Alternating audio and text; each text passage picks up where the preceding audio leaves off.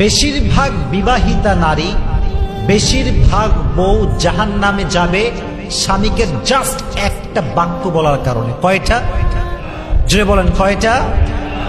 এক অবাক করা হাদিস শুনে আমার হৃদয়ে একটা আঘাত লেগেছে যে নারীরা কেন জাহান্নামে যাবে। এই হাদিস যখন আমি জানতে পেরেছি আমার হৃদয়টা চূর্ণ বিচূর্ণ হয়ে গিয়েছে। এর কারণ হচ্ছে এটা এমন একটা পাপ, এটা এমন একটা গুনাহ, বাংলাদেশের বেশিরভাগ, বলতে গেলে ৮০ থেকে ৯০ নারী এই পাপটা করছে। নাউজুবিল্লাহ।